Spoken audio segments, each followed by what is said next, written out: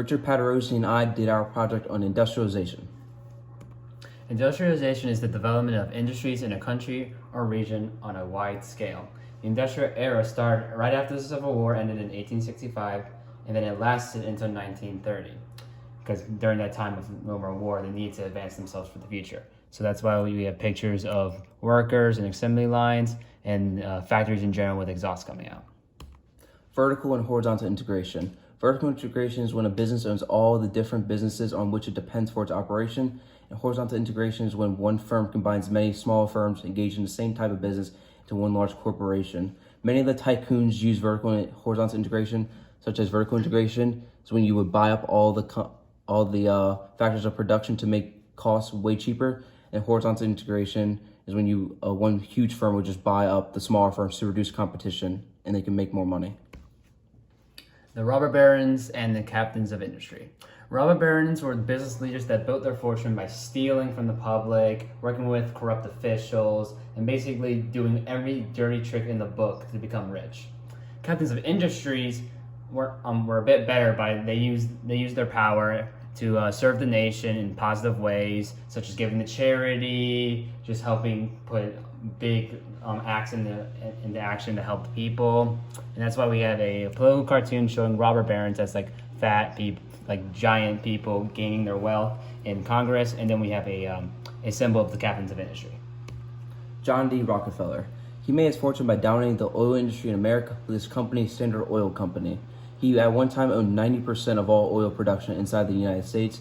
He also used horizontal integration to buy up and monopolize the American oil industry to reduce competition, and this made him a lot of money. He was also perceived as a robber baron by the public because of his crude business practices and the corruption that he made inside of Congress and the White House. And he's also considered the richest man of all time. Cornelius Vanderbilt. He made his fortune in the railroad and steamboat industry. He used vertical integration in both of these industries to dominate from top to bottom. So he bought from the lowest people selling it to the people producing it, all the way to the top, which was himself. He was considered a robber baron, especially from farmers, because with the unfair rates he charged them for travel, mainly to the railroads and even to steamboats. And then we have a picture of him having political figures on him, and then you have a portrait of the man. Andrew Carnegie. He made his fortune through the steel industry, and he made the Bessemer process, which was actually the fastest and the cheapest way to make steel, and this greatly helped the American economy. He used vertical integration by buying up the transportation of the production and manufacturing of the steel industry, which greatly increased his profits. He also considered a captain of industry for the massive amounts of money he donated in philanthropy, and he also created many schools and libraries, and he was also considered the second richest person of all time. J.P. Morgan. He made his wealth in the banking and then in the steel industry. He used horizontal integration to buy out his competition and grow his business. Even for example, he bought out and then owned Carnegie Steel business, which was already one of the biggest businesses in America, which doubled his money. He was viewed as a captain of industry, mainly because he helped out the American businesses during times of financial crises. And here's an example with a political cartoon of a little Uncle Sam and him helping steer the boat. And then you have a picture of him from the past. How tycoons' wealth affected American society. They provided jobs, industry, wealth, higher standard of living, and boosted the American economy. But on the other side, they're also corrupt. They gave workers terrible working conditions. They banned labor unions, and they paid low wages. And they really did not care about the workers. They just cared about their pockets being filled with more cash.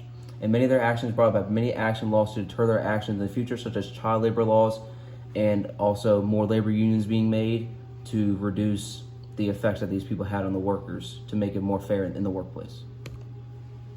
Acts and laws passed in the industrialization. There was the Interstate Commerce Act, the Sherman Antitrust Act, the Golden Standard Act, the Meat Inspection Act, the Pure Food and Drugs Act, and the Fair Labor Standard Act. There's a little picture of a guy. Interstate Commerce Act and the Sherman Antitrust Act. The Interstate Commerce Act regulated the interstate trade within the country and railroad corruption of charging high prices to ship goods and made rebates and kickbacks illegal. This is actually the government's first try of trying to regulate big business. And also the Sherman Antitrust Act made trusts and monopolies illegal or any business that prevented fair competition. And these two laws greatly affected the tycoons and made it more fair and increased competition, which is good for the American people. The Meat Inspection Act and the Pure Food and Drugs Act.